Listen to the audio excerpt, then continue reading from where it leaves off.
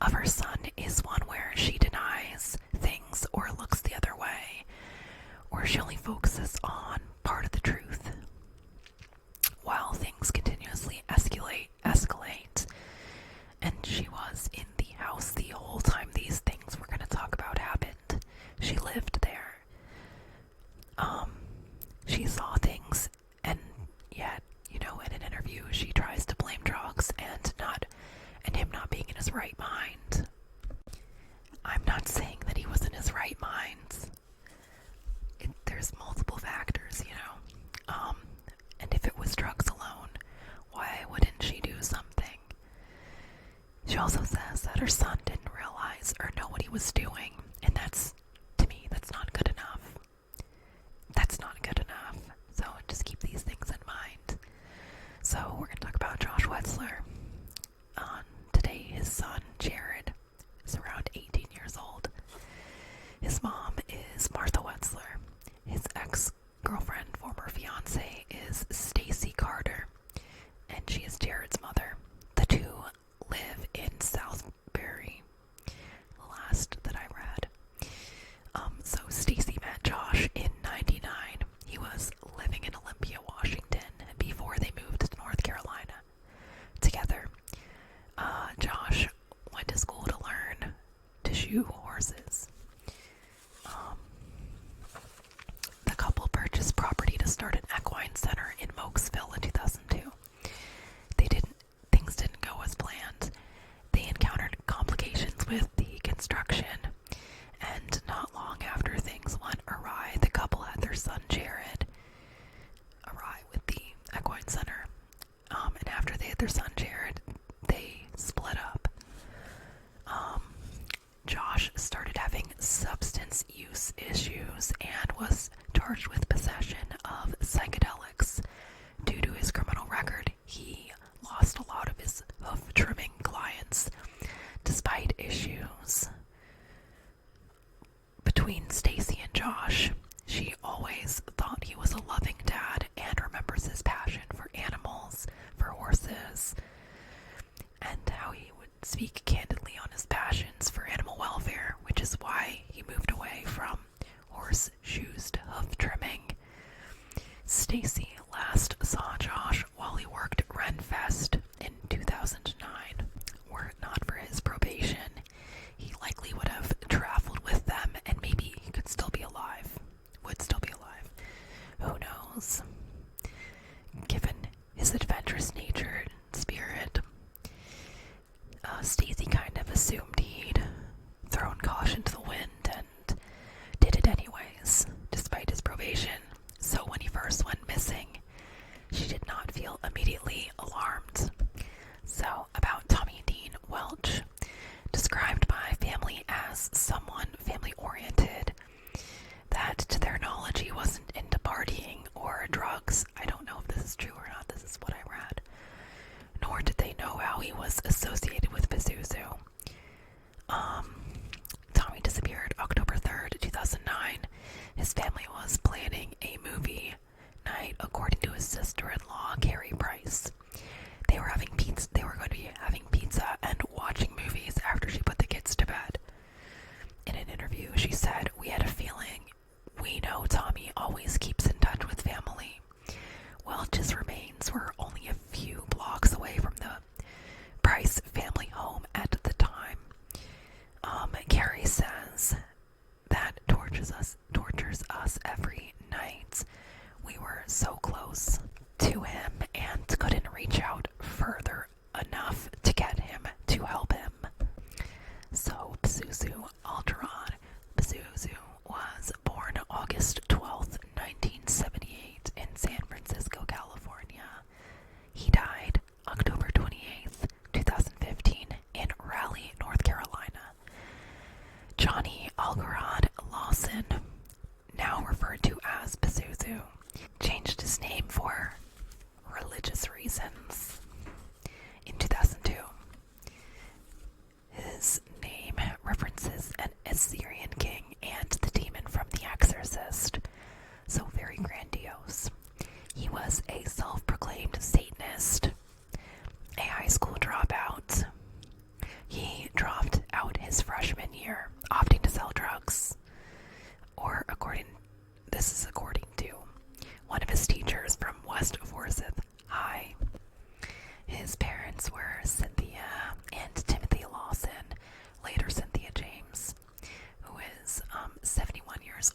today.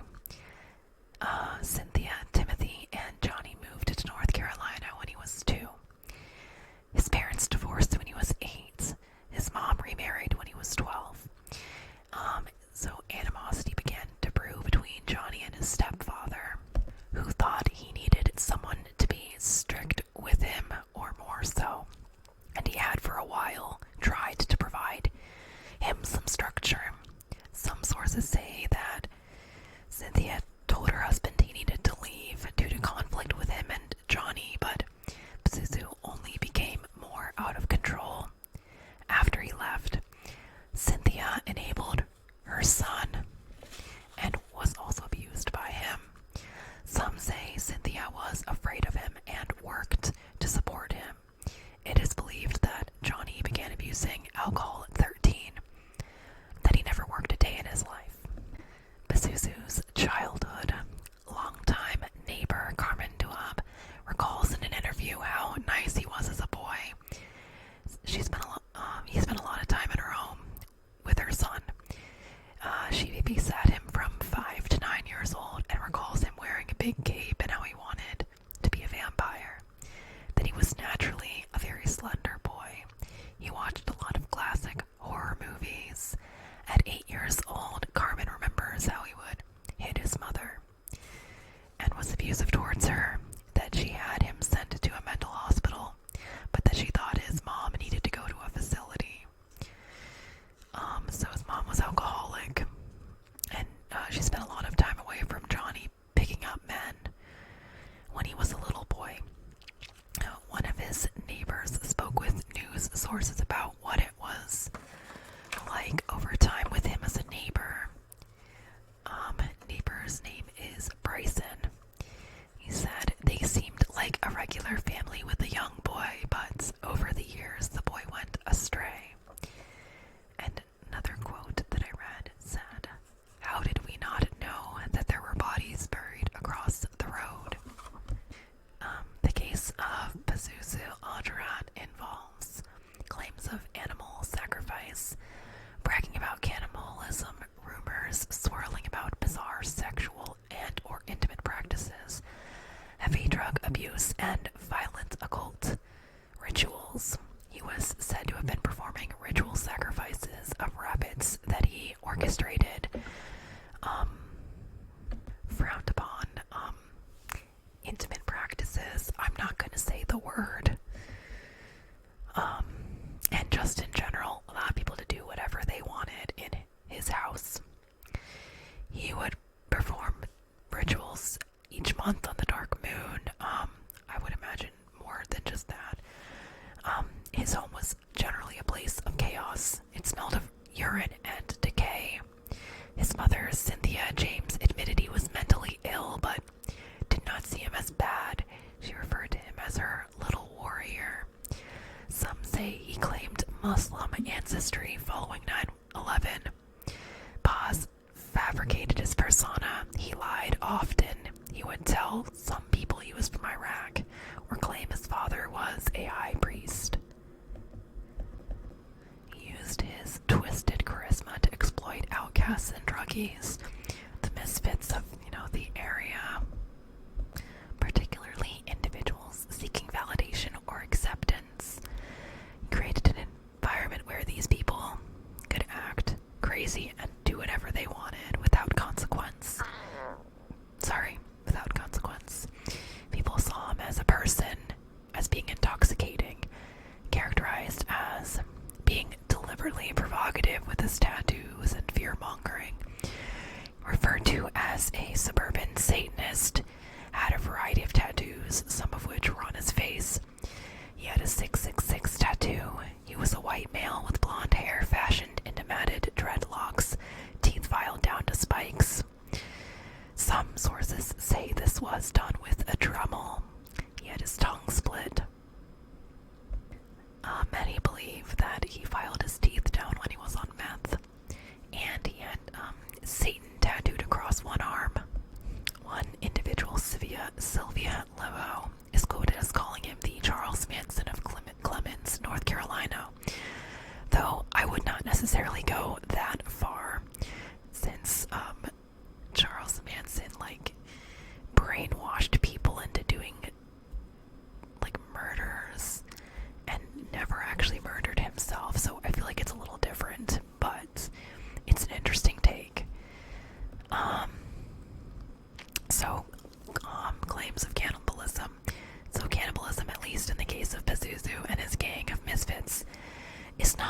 likely referring to eating his murder victims, but rather something to do with the bloody bandana that's mentioned, and likely his consuming of blood, and his interest in things related to blood, and brave, disgusting acts, but not literally eating. It's more blood related. So drinking one's own blood, things like that, drinking the blood of his girlfriends, body modification in that regard. He would also lure people over and cut or stab them and obtain blood that way. Drinking his own blood. This is actually a practice referred to as auto-vampirism, which is interesting since somebody mentioned him wanting to be a vampire when he was a child. I thought that was really interesting. Also, he and his girlfriend had been practicing bloodletting. So, yeah. There's also an impulse control disorder for drinking one's own blood that is referred to as hemomania. I'm not saying he has it, I just thought that was cool.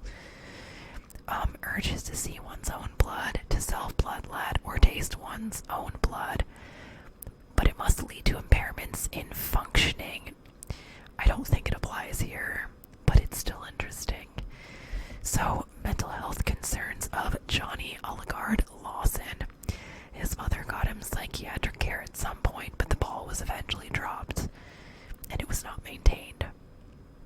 Those who knew him described him as troubled and a little overindulged, coddled. His mom enabled him in his bad behavior, and many say she was afraid of him. Cynthia said he wasn't by any means an angel, but he was not a bad person either, or a boogeyman, as people are now calling him. Pazuzu, according to psychiatrists, had schizophrenia, agoraphobia, and substance use disorder. His home, according to county housing officials, was full of trash, mold, and animal excrement. His house, media sources have described his home as a house of horrors. House of horrors. Given the state of disrepair it was in, Pazuzu infamy comes from the religious zeal concentrated in North Carolina, in the area he lived, so the actual area itself as well. A report made by a housing code officer mentions the house having hundreds of flies, both living and dead. Urine and excrement had become ground into the surfaces of walls and floors within the residence. There were decayed creatures, body parts, blood-like consistency found on walls in the home, and carcasses in animal cages. Broken glass and sharp instruments all over the place. Just imagine. There were frequent fights in the house, loud metal music blaring, and partying. According to Viceland, his dishwasher was filled with weapons. I'm assuming guns, rather than dishes. People being nude in the house was commonplace. Heavy drug use, of course. On the walls you could find pentagrams and swastikas, things like that. His altar room was putrid enough to call the fire department, and his mother was living there. Just imagine. Details from friends, acquaintances, and lovers of Pazuzu, the players involved in a way, if you will. Investigation Discovery mentions Bianca Heath interview from 2014, which was included in a article that I read, that in 2005 she stayed in the house for a month, that Paz blustered on about murdering prostitutes and eating them, that he said he burned their bodies and buried what was left of their remains, though no evidence of such bodies was ever found or noted in police documents, and I think is fictitious at best. That he wanted to prop up this image of himself by saying these things a lot of the time. So, Heath went on to say, direct quotes,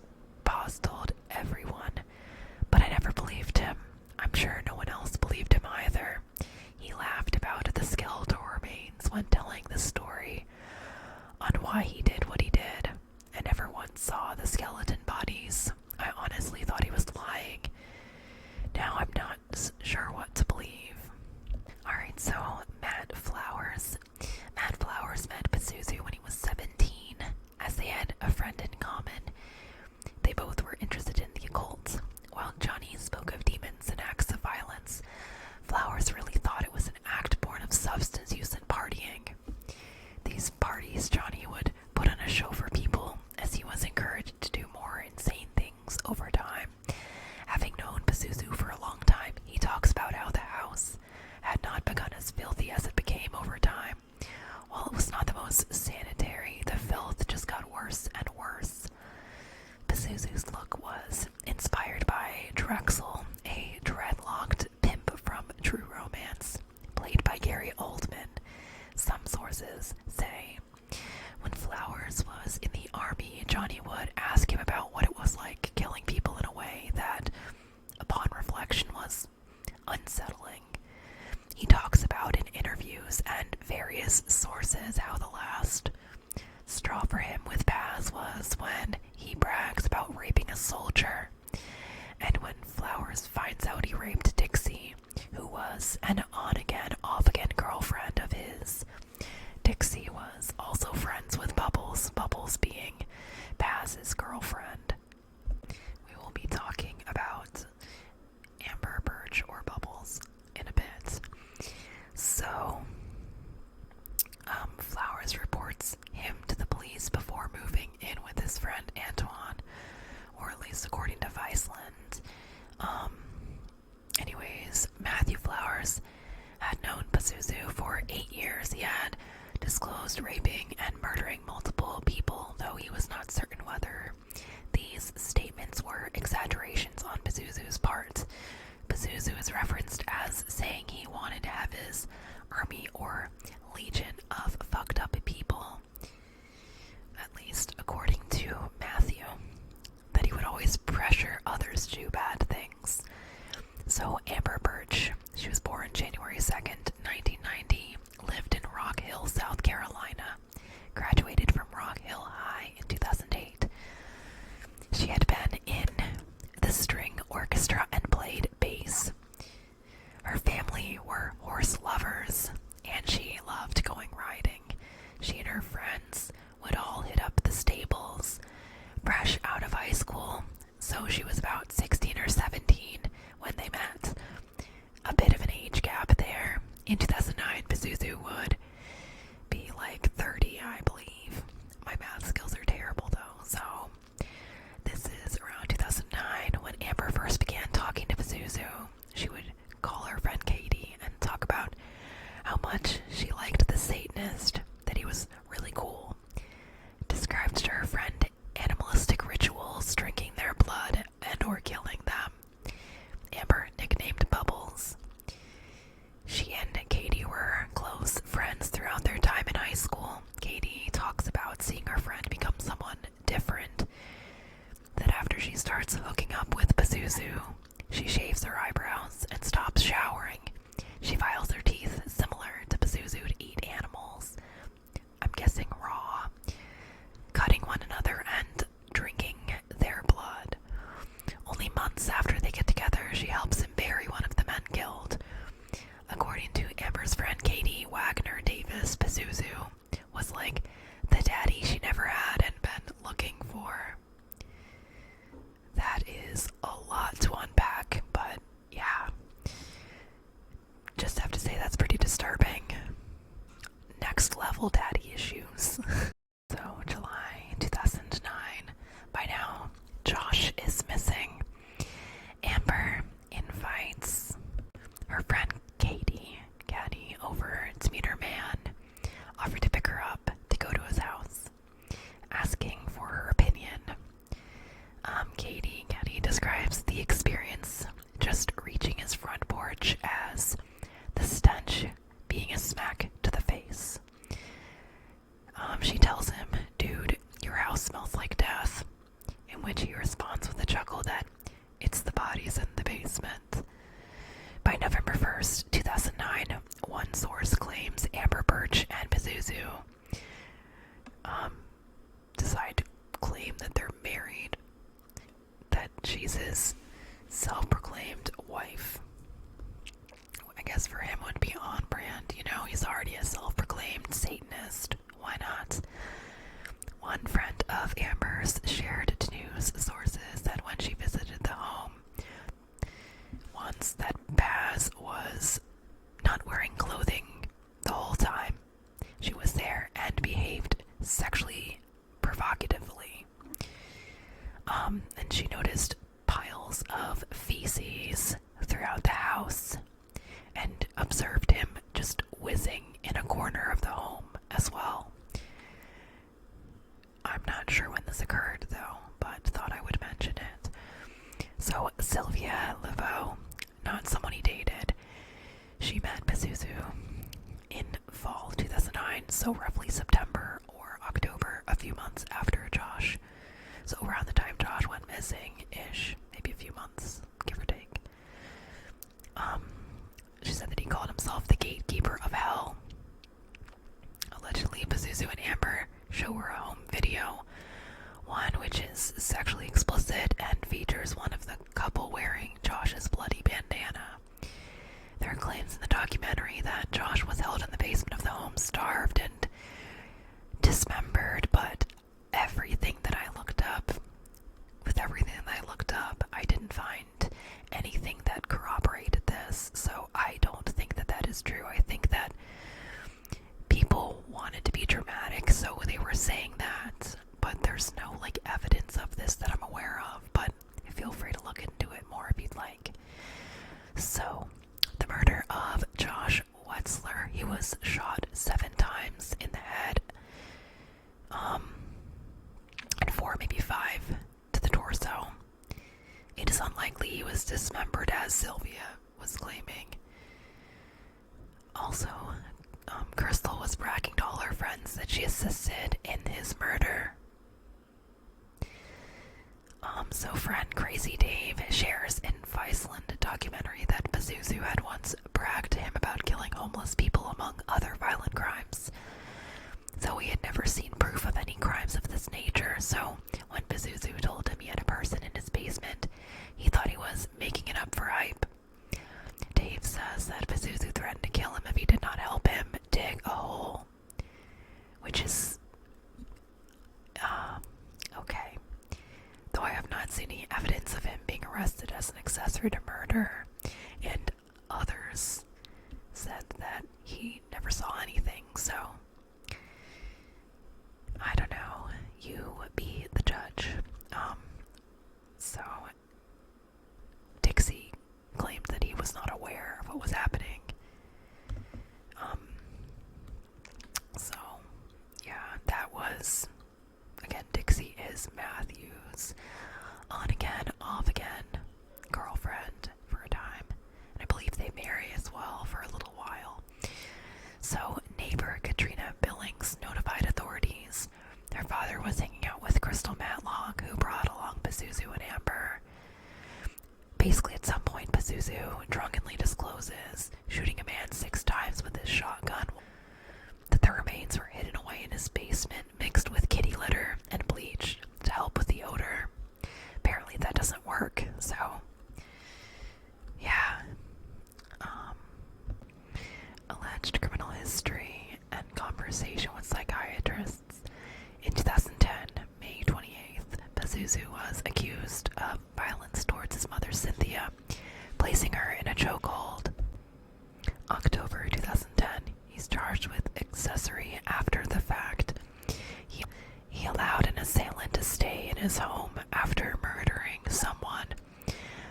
Nicholas Rizzi, I believe, was the assailant, and the victim's name was Joseph Chandler. Police alleged he misled them in their investigation by allowing their suspect to hide out there. Chandler's remains were discovered in September in Donaha Park, which is located in Yadkin County. In 2010, Algarad explained to psychiatrists that he showered only once a year and had not been brushing his teeth for many years, claiming to do so would strip his body of its protections against disease. He was later released on probation. August 23rd, 2011, he's charged with misdemeanor assault on a female with 12 months probation, which is his mother. September 22nd, 2011, Amber is accused and charged for slapping and attempting to strangle Cynthia. She was sentenced to 12 months of probation. 2 months later, she was charged with assault and battery for hitting Pazuzu in the face. In 2014, shallow graves were found in the backyard. 2 men's bodies were found buried at Pazuzu's home at 2740 Knob Hill Drive in Clemens. In October of that year, Josh Frederick Wetzler, 31, and Tommy Dean Welch, 32, had disappeared back in 2009. Bullet trajectory indicated from back to front and left to right, both men shot in the head. Wetzler was murdered in July 2009. Amber Burch buried him, and in October 2009, Welch was murdered by Burch and buried by Algarad. Both men were shot in the head with a .22 caliber rifle. Pazuzu was charged with murder in his home, considered unfit for human occupancy, though the home has since been demolished, April 2015 to be precise. So Pazuzu was transferred for safekeeping at least twice, either for security or mental health or medical conditions. Mental health, I'm sure. Most likely, based on how he died and cause of death, it was mental health related. In May of 2015, he was transferred from Forsyth County to Central Prison in Raleigh. October 28th, 2015, Pazuzu Algarad was found dead in his cell at 4:20 a.m. in Central Prison in Raleigh. According to the autopsy, his death was caused by severe blood loss from a deep wound at the location of a major blood vessel of his left arm in the elbow pit region. His death was ruled a suicide. Police believe he cut himself with something intending to end his life, though authorities never determined what was used to cut himself, or at least what I've read. He died at 36 years old, the day before he was to appear in court. Some theorized that Algarad bit himself in the arm to kill himself, though authorities have not said anything supporting this from what I'm aware of. Autopsy indicates death resulted from blood loss caused by a puncture wound to an artery on his inner left forearm. March 9th, 2017, Amber Burch, now 32, who was Pazuzu's girlfriend, was brought into court and pled guilty to second-degree murder in relation to the death of Tommy Dean Welch. She also pled guilty to armed robbery and accessory after the fact to murder. She was given a minimum of 30 years and 8 months in prison, with a max of 39 years and 2 months in prison. Burch's release date is estimated to be May 20th, 2045. June 5th, 2017. Krystal Matlock pled guilty to conspiracy to accessory after the fact of first-degree murder. She was also accused of helping bury Wetzler's body. She was sentenced to 3 years and 2 months minimum and a maximum of 4 years and 10 months. She was released from prison in May of 2018, but in January of 2020 was convicted of numerous drug crimes and a breaking and entering, and had to serve 8 more months in prison. Police efforts solving these 2 murders. Search warrant details. I highly recommend at least listening to the section of the Viceland documentary on the unsealing of the search warrants, if you are interested in this case at all. So, the search warrant was issued October 2014. Forsyth County Sheriff, Office, North Carolina, but it's different from Forsyth County, Georgia, which I've covered in another video, so that's interesting. According to the search warrant, Ms. Billings and her mother met with authorities about the homicide that took place. She met with them August 3rd, 2009. At most a month after the murders took place, apparently her father, Ellen Billings, had told her he saw a dead body in the basement of the home 2 weeks prior, July 19th, that he had a plastic tarp, kitty litter, and chlorine. In his efforts, in Pazuzu's efforts to disguise the stench.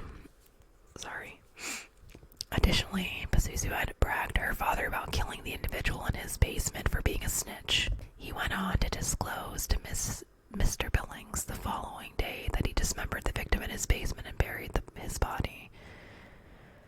Though authorities stated they spoke with Mr. Billings, nothing came of it, nor did their interactions with Pazuzu. A Crime Stoppers tip for Pazuzu was received and ignored. This was received end of September 2009 about the dead body in the yard. While the name was incorrect, the address and other details were spot on for this tip.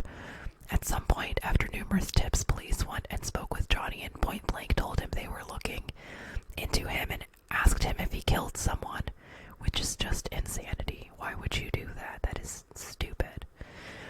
February 2010, tips were sent via email to the authorities on the case, sharing how Bubbles and Pazuzu picked up a homeless man and killed him. It again mentions the body being buried in the backyard. Same day as these tips, February 9th, authorities followed up with Ms. Stacy Carter and Ms. Steitzer. Josh, being Stacy's former fiance, Steitzer informed Stacy that Josh was buried in Pazuzu's yard. Same day as these tips, February 9th, authorities follow up with Miss Stacy Carter and Miss Steitzer. Josh, being Stacy's former fiance, Steitzer informed Stacy that Josh was buried in Pazuzu's yard, that Allison Steitzer had contacted Pazuzu as he and Josh had been acquainted, and when asked about his location, told her not to worry about Fat Josh anymore. By February 15th, Ms. Carter also contacts authorities, reporting Josh missing to Davie County Sheriff's Office, that she had last seen him at her home mid to late June. He had substance use issues, was on probation, and had just lost custody of their child due to the state of his residence. Josh's son was, at the time, 5 years old, Jared. And 10 when his father's remains were unearthed by police. When this occurred, he was living with his mother. And last I read, he was living with his mother. So, yeah, Josh was a bit of a hippie. He would disappear from time to time, but she began to feel something was wrong after a while. Josh's car was found July 26, 2009, parked incorrectly in an apartment parking lot, windows down and keys in its ignition. It was found in an area near the Winston-Salem Police Department. A search warrant was awarded to Lieutenant Foster in 2010 on February 23rd, though it is claimed that they searched and bloodhounds found no indication of human remains. That is still kind of sus. They must not have, used as many resources as they should have, is kind of what I initially was thinking. Claims of no evidence of a homicide having occurred. It is possible with their limited resources and no specific location in the yard to target that the dogs did not identify any indications of a homicide. But it still blows my mind since the crime had not happened that long ago. At most, 7 or 8 months. Police had difficulties obtaining ground search equipment to look for the bodies and just went ahead with the search without it, since it would have been a few weeks before they could have gotten their hands on it, as they had reached out to North Carolina State University asking to use theirs for conducting the search, but chose to go ahead with it anyways. Had they waited 2 weeks, they would have been able to use it back in 2010, and maybe they would have found the bodies sooner. It could have hastened the process by 5 years. Additional individual from the university had specifically told Lieutenant Foster that cadaver dogs may not consistently and reliably detect the human remains buried there. The remains were not detected by the dogs, and the case ground to a halt based on incompetency of authorities. On November 8th, 2011, Pazuzu's mother, Cynthia, goes and speaks with police about a homicide that happened at her home. She recounts to police Tommy Welch partying with her son and Amber at the home. She heard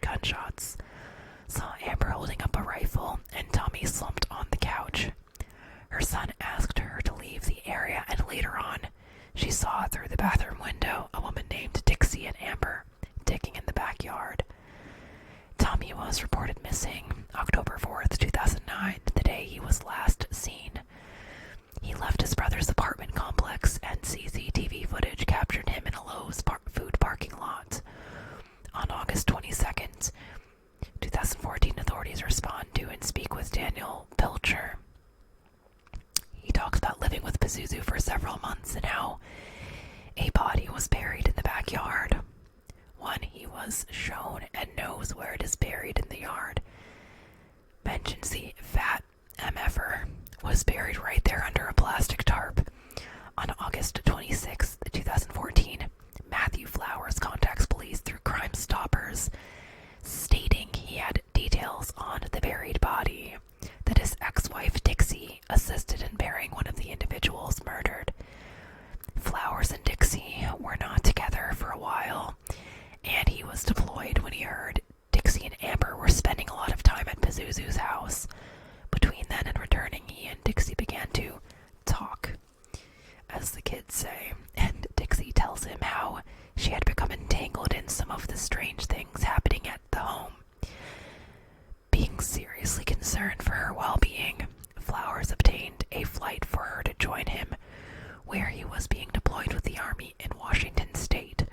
When Dixie arrived, she disclosed to Flowers about what happened, how after Amber and Pazuzu shot a man in the head with a .22 rifle, they reached out to her to help them bury the body.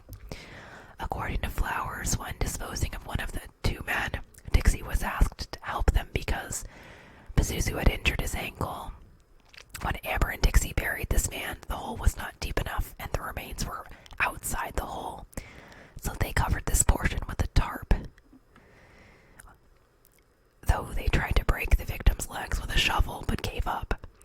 Several months go by, one or two, which makes sense as the search warrant is issued October 2014. Flowers gets a call from Pazuzu, who is panicking, saying Dixie told on him to police. Flowers takes leave from the Army, speaks with Pazuzu in person, and admits that he was the one who reported him to police. When authorities reached out to Flowers about Dixie Ross, he informs them she was in Winston-Salem dating a man named Cameron Myers. Police are able to track Dixie down, and she meets with them at the Forsyth County Public Safety Center on September 29th, 2014. On September 29th, 2009, Dixie shot him in the back of the head, and how they knew no one was going to be looking for him, like it was something to be proud of. They warned her not to tell her then boyfriend Nate Anderson anything about the murder. Threatening to harm her if she did. She was able to leave the house, but promised to come back and hang out. Several days later, in fear, she tried to act natural, hanging out and drinking with them and taking photos. She also was able to get photos with the tarp in the background, hoping to provide these to authorities if and when she gains the courage to come forward as a witness, but initially she chickens out a bit. Several weeks after they dug the hole for Josh's remains, Amber asks her over to help. At this point, the smell is pretty horrific. The two shovel some loose dirt on top of the remains and whacking it make it compact. As they were doing this, her then boyfriend Nate was peering out through a window from inside the home, though he seemed to shrug it off as some weird ritual they were performing. Dixie tells him they were building a fire pit. Dixie was able to scrounge up the previously mentioned photos from parties, and with her sworn statement provided those as well for police. Loved ones of Josh Wetzler and Tommy Welch. Josh Wetzler, his family, mother's Martha Wetzler, ex-girlfriend, former fiance Stacy Carter, and their son Jared. Stacy talked about how hard it was for Jared psychologically, thinking his father had abandoned him, and how finding out and accepting his father's death was in its own way kind of a relief to him. I mean, obviously it's still traumatizing and whatnot, but it's better than thinking that they left you. Just knowing his father did not leave him willingly. Stacy did not know how Josh knew Pat. was in his crowd, probably drugs, but felt it important to come forward and clarify he had no association with anything satanic. Stacy created Heart-Centered Horsemanship, that's a cute name, which sounds like it was inspired by him based on how much he loved horses and the horse center they once had tried to build together. Her organization teaches riding, horsemanship, and provides workshops and camps. Specifically, she hopes the therapeutic benefits of riding programs for youth at risk might help troubled persons like Pazuzu. Tommy Dean Welch, of the discovery of his remains, family is glad to have closure and to feel a sense of peace that they don't have to search for him anymore. Welch's mother is Charlotte Brubaker. His brothers are Adam and Rusty Welch, along with Rusty's wife, Carrie Price. He has an aunt, Charlene, and cousin, Daniel Lyons. The funeral was held December 18th, 2014. Wetzler's ex, Stacy, responded in an interview about whether justice had been served, saying, "When people ask me about justice being served, it goes a lot deeper than taking out a few people out of the picture. And that's not going to change anything or fix anything." She sees Pazuzu's suicide is part of a greater problem. "My position the whole time has been that we can prevent these kinds of tragedies from happening by paying more attention and getting more involved and putting more resources towards mental health." So bigger picture, systemic issues of this case, a lot of the interest in this case from the public has to do with the satanic aspect and the appearance of Pazuzu himself, the fear and the shock factor. So some of the things kind of talked about come from, the Viceland documentary. So I'll give you a few quotes here.